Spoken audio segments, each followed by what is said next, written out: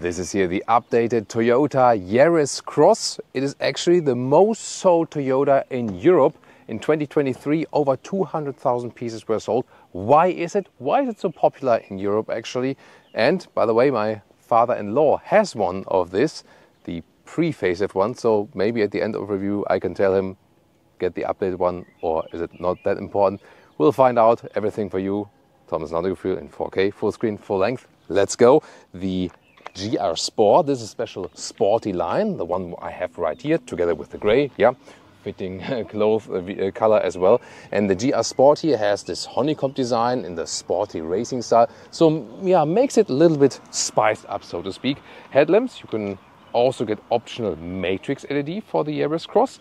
And the wheels start 16-inch. An option you can get even up to 18-inch, the ones you can see here. The crossover cladding here is really large.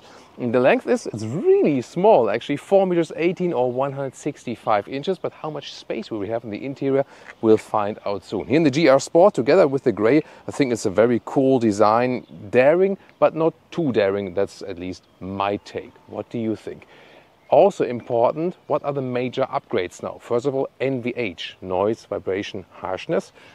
That's the expression in the automotive industry for what you hear on the inside from what's happening on the outside, like wind noises, rattling noises, everything and so on from the engine. And they've upgraded that. So first of all, they have now an acoustic front windshield.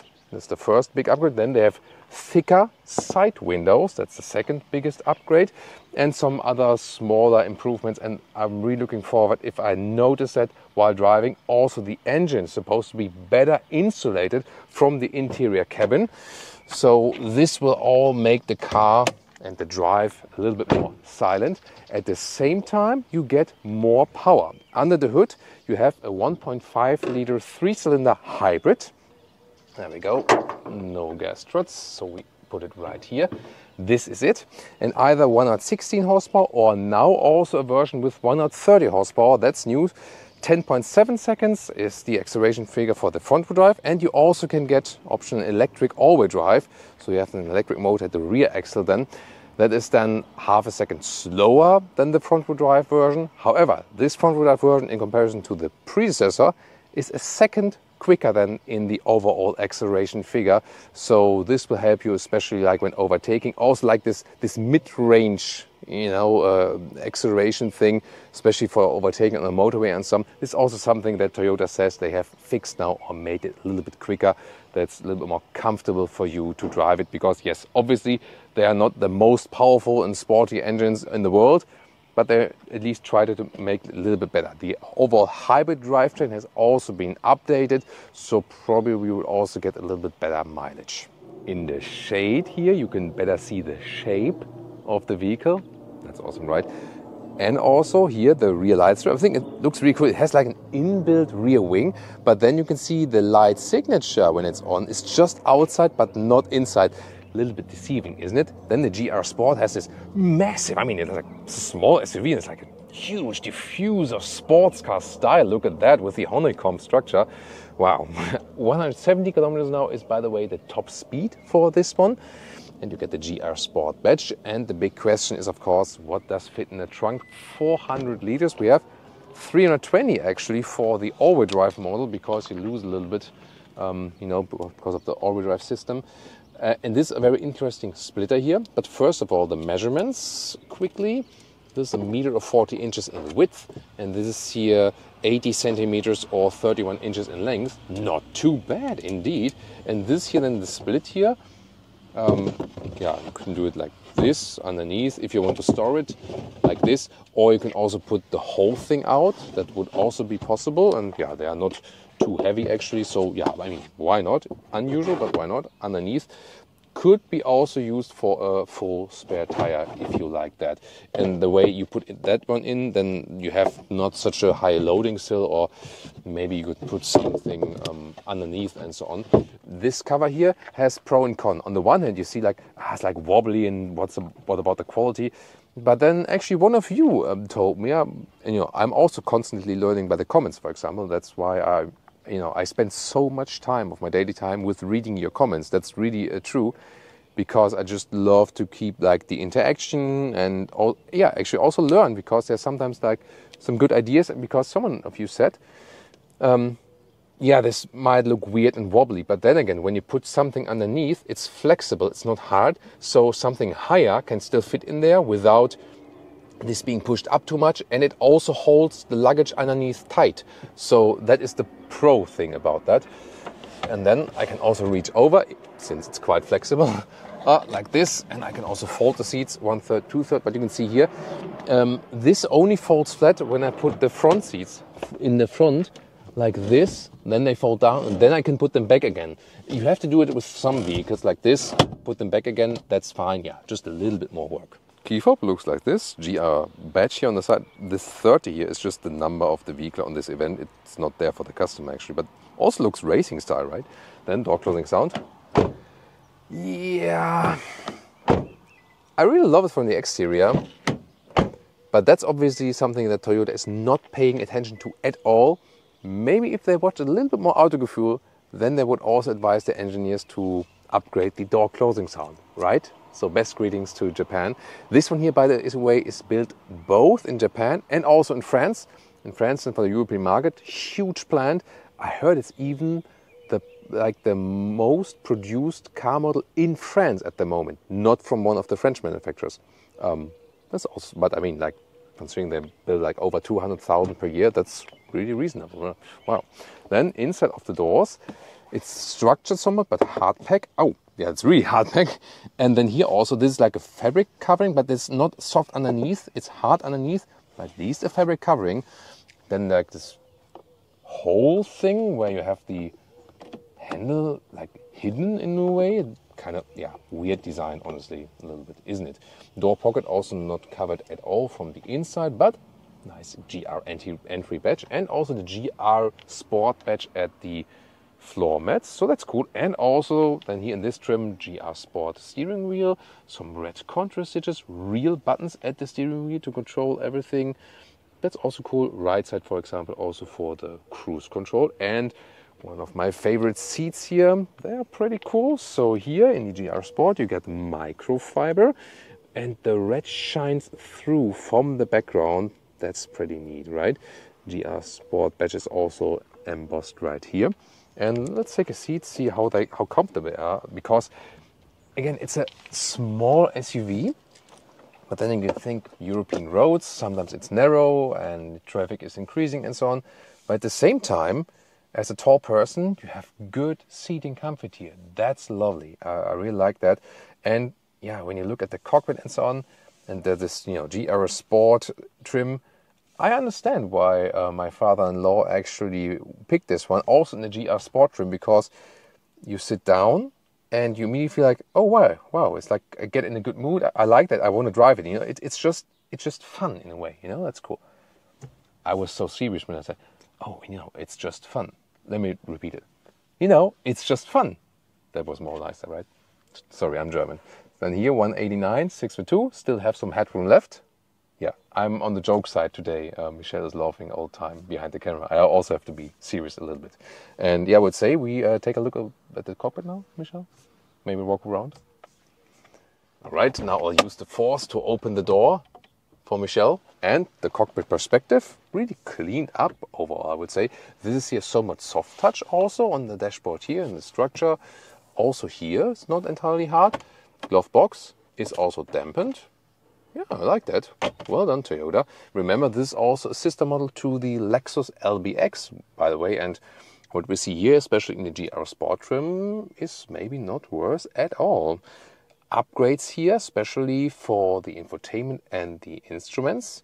Infotainment starts 9-inch, or optional this one here, 10.5-inch. You see here the wireless Apple CarPlay, and besides that, of course, Android Auto is available. And here I usually prefer the dark mode for the infotainment system that looks a little bit more elaborated. And here they have a manual volume jog as well. Digital instruments would start 7-inch, but just in the middle, and this is the full digital instruments, 12.3-inch, also new here with the upgrade. And you can optionally also get a head-up display. AC unit, here you control the fan speed, and yeah, my favorite, that I can still turn something and not everything via touch and so on. That's good actually. And also for the seat heating, oh look, hey, listen to that. Clicking sounds here for the seat heating, 2 levels. In the front there's also inductive charging pad. It's not cooled, however, as far, I don't see any cooling holes at least, so that also says here that it might overheat indeed, 2 USB-C chargers as well. Then here there's like the shifting here. B mode is rather, by the way, to use the engine brake indeed. Then you can also trigger an EV mode, but that is like you prefer to drive electric, maybe like in the city or something, but doesn't make too much sense. Usually you leave it in auto mode and that's it actually. Cup holders are not adaptive. This is all hard pack, not the best maybe there. Interesting is that under the armrest there's like a split, and does it work smartphone wise? Yeah, that also would work actually. That's maybe not the best idea. It's time for comments. Thomas in the rear seat with the time code. Here, hard pack at the rear doors, also nothing covered here at all. And then that's the thing, you know that probably you already taken from my comments that I really like this vehicle, but the only thing it does not offer, but it's also a short vehicle, is rear legroom, not too much. But I mean, considering the length of this vehicle and that I can comfortably sit here as a tall adult in the front, you see here when I put my knees forward, yeah, but when I just put my legs like a little bit outward here, it still somewhat works. And also headroom wise with 189, 6'2", no problem at all. So maybe not for tall adult proof, but you see here when legs are like this, then it somewhat works. In the middle you could also sit actually, and you can also pull this one thing only down like as a ski hatch, and then you have half-back cup holders. I mean, it's an interesting idea, right? Isn't it? So maybe unusual, but okay. And yeah, I mean, when the front seat is pushed a little bit more forward like this would be more realistic. Maybe that also works. You can drive the vehicle more or less with 4 taller persons. It's okay, but in the middle part is like, yeah, just maybe for a shorter trip. Still, the usage of space overall is excellent, I really have to say. Yeah, then of course we gotta drive it, and later on tell you more about consumption and also the price. Interesting detail, when the ignition is on and I switch between the auto headlamps and the daytime running light, see the lower part there, this is only active when there are the auto headlamps and the car is actually on. So that looks also cool with this vertical signature, and even more interesting, here the turning indicator in the front then replaces with the vertical signature. And in the top matrix LED trim, you can see here also cascading turning indicator in the rear. Wow. And the second exterior and interior, if you don't want to go for the GR Sport, this is here a Premier Edition, so also a higher trim level. And Urban Khaki is this vehicle color here, something different, mint green something. And you see the non-GR Sport version, he has a different grille then in the top and also in the lower part. Interesting grey contrast here. I mean, this is also a nice choice, isn't it? And this one is also equipped with the contrasting black roof, but you can also get uni-color, for example, vehicles. Of course, more colors are available. And in the rear, the most significant change is once again the lower part, where you don't have this sporty diffuser side, but more a plain look. But this is also good because no fake exhaust at all. So yeah, I really second that. And then let's take a look at the interior right here, because steering wheel seats are a little bit different. So this being not the GR Sport, you can see the steering wheel is, let's say, a little more simple. And also the seats here then in fabric. By the way, all the seats are animal free. So the slick surfaces you see here is a high grade leatherette with very good quality indeed. So this is then here the fabric leatherette mix, whereas the GR Sport would be microfiber leatherette mix. And yeah, let me take a seat here to test the comfort in comparison. And the ergonomics are the same actually, just the steering wheel by the way, and the shifting lever, that is still animal content, but they will change it eventually. Maybe in a couple of years, or with the all-new models, they already began that. And to be very specific here, which one of the seats here, the fabric seat or the microfiber seat, might be better in summer or winter? I feel in wintertime, probably the microfiber seat is a little bit more cozy, I would say. In summertime, it depends. On the one hand, a fabric surface can even be a little bit more breathable than the microfiber. Then again, the microfiber is perforated. But the more crucial point is that here with the fabric seat, this upper area here is in leather red, whereas this upper area here with the microfiber seat would also be completely in microfiber, and that's why this upper area can be kind of sweaty in summertime, and so the microfiber seat also has an advantage in summertime. So overall, both are great, but I would rather tend with the microfiber seat, or then a very base fabric seat will also be available. That will also be just fine. Well, if you couldn't decide for a specific color, you just take them all. Like this. Welcome to Thomas's driving lounge with the Toyota Yaris Cross. Here the updated version. Also we're driving the 130 horsepower version, the new upgraded hybrid one, more power now. And cool thing is, all silent. We drive in the EV mode because we have some battery buffer left at the moment, and so when I'm just easily cruising here, maybe like city, rural environment and so on, it's totally ease. You also hear that like the additional EV sound is generated on the exterior. You also hear on the interior. It's maybe, yeah, we actually hear that as well. And then when I'm driving a little bit quicker, then it's actually gone. And also when I'm a little bit more on the throttle, then the combustion engine hops on. I can also see it here in this digital RPM meter. And so it always constantly switches back and forth, and at the end of the driving part I can also then give you a consumption figure. But so far the Toyota hybrid systems, they are very reliable and they also run very efficient. That's the cool thing. So yes, you can go to different driving modes here. For example, there is this EV mode, for example, but at the moment it says like unavailable during warming up. You can stress the EV mode a little bit more by that. But still, when it's not available, then it still won't work. So not sure how much sense is there in this separate, yeah. Now it automatically switches. I was off the throttle, rolling over this bump. Now I'm in the EV mode again. And what I want to show you initially when I'm driving, there it is, like above 25, 26 kilometers an hour, then there is this, like this EV chimer here is gone. I'm not sure if you can pick it up on camera. There it is. A little bit quicker. There, it's gone. Because then at a certain speed, the rolling noise from the tires, it's louder anyways. And there's also another drive mode selector here. There I can switch to this power mode, eco mode, normal mode. There it is. And yeah, by that, you have a little bit more response from the throttle, for example. Yeah, you can pick that when you want to accelerate and so on. And I think they also picked these new nice modern visualizations for that. It's very interesting, by the way, that here the GR Sport version does have somewhat of a different setup. That means the steering is a little bit more direct, and I think it's really crisp, you know, I really like it. Look at that. So here in the slalom way, it's very nice to control, has a great size, and here there are no dead angles in the steering. Every command is precisely transported to the road. And this GR Sport version also has somewhat of a sportier setup from a suspension. So it's not only a design line. They really, because I specifically asked them for that, they really did some slight changes then also to how it drives actually. This is also equipped with 18-inch wheels here. That means that's a sportier setup, and that gives me a nice and direct feeling. You do feel you sit a little bit higher since it's a small SUV, in contrast to just a small normal hatch or something. So this difference is being felt.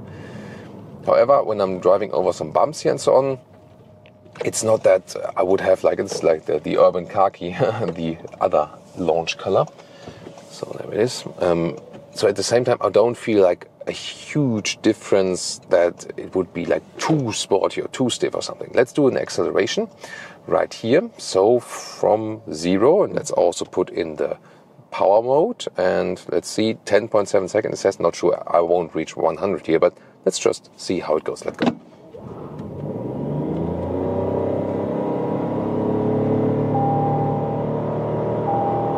Plop, that's 80.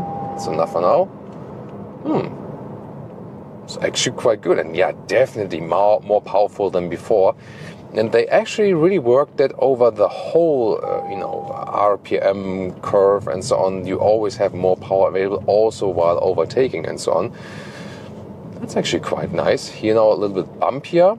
Yeah, you do feel it, especially with the 18-inch, but I think it's still okay somewhat. If you want more comfort, you have two possibilities. A, stick with smaller wheels. B, don't pick the GR Sport. However, my estimation is that getting smaller wheel size will do more for your comfort than just not getting the GR Sport, you know what I mean? Yeah, but I think overall the setup is really nice. It feels like a fun, small SUV. That's what they definitely achieved. And, you know, I had this feeling initially when I just got the looks of this vehicle, and it really delivers what it promises. That's actually a very, very cool thing to have. Now it's some potholes here. Yeah, you do feel it when the road gets a little bit rougher, that it's not like a, you know, like large adaptive suspension vehicle or something. That's not happening. But still, the main purpose of that is to feel agile and also good in the city and so on. And that's working very well. Also, nice sound when it's really tight here. Nice sound when I put in the turning indicator. That's fun. And well, you have the 3-cylinder petrol engine in here as base for that hybrid. And the fun thing is that the 3 cylinders, they always sound cooler somehow than the 4 cylinders, don't they? So yeah, that's definitely also something to consider. And by the way, you maybe sometimes hear this speed chime. For the EU market, it is mandatory, but there is a way actually to deactivate that, and it's a little bit complicated. They don't get any hotkeys or anything for that. That's not their philosophy. You have to hold them. Here, select settings. There, yeah, just press OK one time, then go to RSA and then turn it off, and then the speed chime is actually off. And here we can do acceleration one more time. Let's close that for you. Let's see, and let's go. A little bit of spin in the front.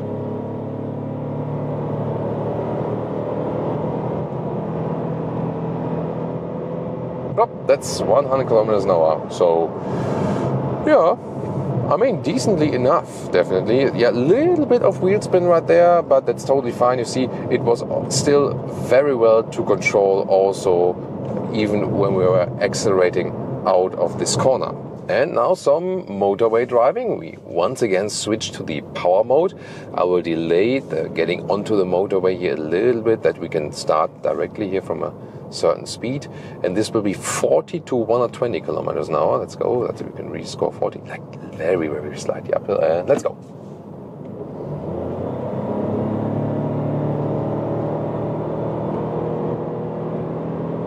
That's 90. I have to stop here. So this is 40 to 90 kilometers an hour. Very nice, yeah, but due to that I can do some more 80 to 120. Let's go.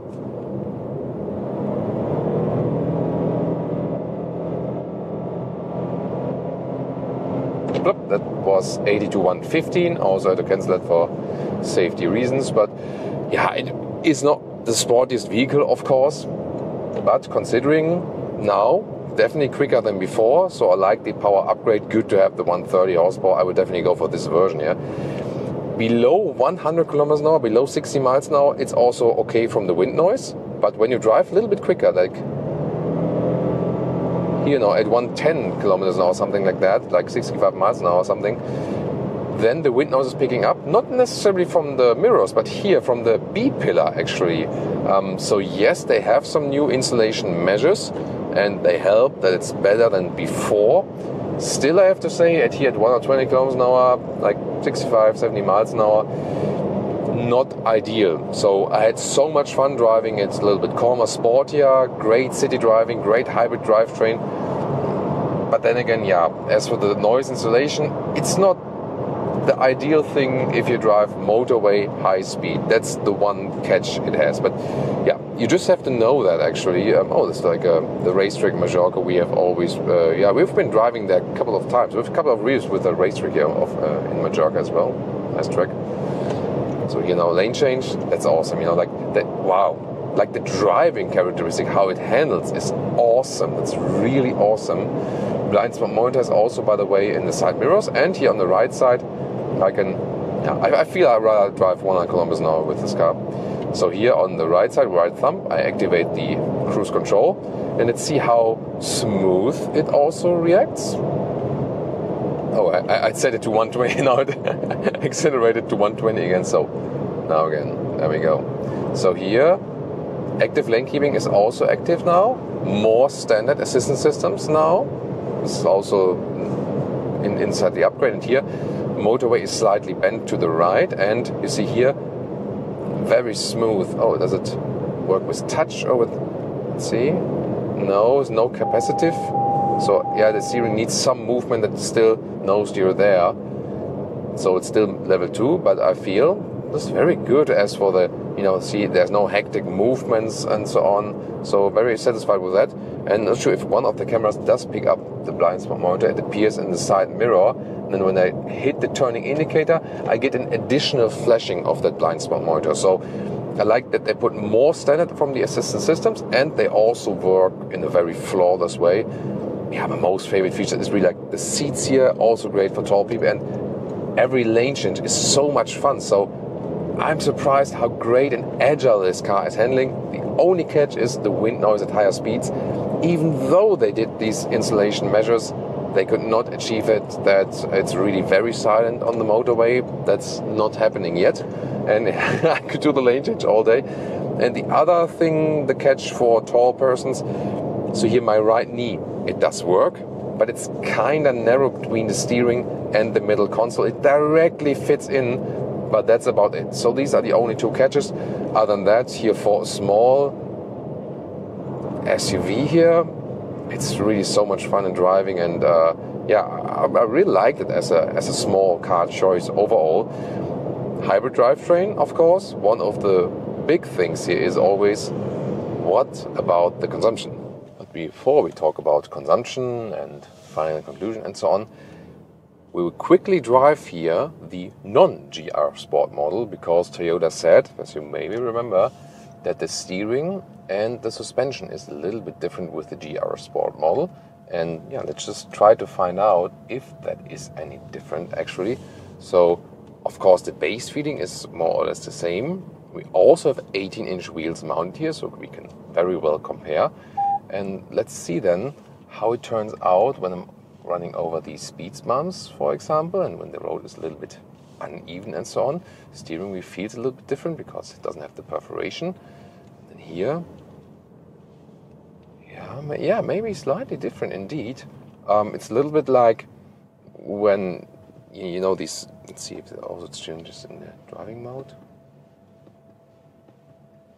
That doesn't seem to do anything, but there are a lot of vehicles that when you change the driving mode from normal to sport, then the steering characteristic changes a little bit, and that's somehow how it feels. So indeed, the GR Sport steering feels a little bit more progressive, I would say. That's my impression. It's not that this one is bad at all. It also has, no dead zone area and so on, but definitely, yeah, here I feel it more. I mean, there is some command, but I feel like when I do like this with the GR Sport, it already would do more. So the progressiveness, let's call it that way, that is a little bit better with the GR Sport. So steering, I would say I really like more with the GR Sport, both for sporty driving and also for comfortable driving. Suspension-wise, it's really tough to say. I really hopped from car to car now to really get you the best experience, best difference. But Michelle, what would you say? Do you feel any difference in suspension as a passenger? It's really tough to tell, So maybe here, like in this blop blop, and then this one, this bump here. It's maybe a little bit softer, but it's not the world, It's not that we say, hey, the GR Sport is rather uncomfortable, sporty in a way, and so, and this one isn't. No, I would rather say that they do come close. Maybe it's slight difference, little difference, but the bigger difference will definitely be, as I expected, when you pick smaller wheels. So GR Sport, you can definitely go for it. You don't lose comfort. Yeah, maybe there's a slight difference. And if you want more driving comfort, then it would definitely need to be just smaller wheels. That's the way you can also individualize that. Pricing? Well, here in Europe, they are not that cheap like you get some entry levels in the US from Toyota. So here 29,000 euros up to around 40,000 euros. For that size of a vehicle, it's of course quite expensive, but it's only when like all-wheel drive, highest trim, GR Sport, and so on and so on. You can also get some mid-trim level vehicles. So yeah, it's not cheap in a way, but other cars are not cheap at all. Car prices have risen in general. And what's also really good here with Toyota, they always score very good results in reliability rankings. So you can very well also not only lease one, but actually also buy one without worrying that it will break down or something. And consumption, something between 4 and 5 liters on 100 kilometers, so like 55 mpg US, 65 mpg UK. So of course not that much, quite efficient, but it's also a small vehicle. And recently, for example, with the Skoda Octavia, which is a way larger vehicle, is only MHEV, mild hybrid, we scored something similar actually. So yeah, but still you can be satisfied. It won't cost you much money as for the fuel, that's for sure. And also interesting that in the statistics of how often we drive all electric is most of the time that we drive more than half of the time we drive electric. And that's also of course good, also as for the CO2 output and maybe like inside the city less fumes and so on and so on. And then, yeah, what would I tell my father-in-law? The upgrades are definitely very nice with the more power and, you know, some more refinement on the interior and so on. That's definitely cool. It's not exactly a reason to ditch the previous one, like the pre-facelift. There the gap is not too large, I would say, but definitely another reason to pick this one here as a small SUV. I think the overall performance is very decent, and you should check out some of the competitors.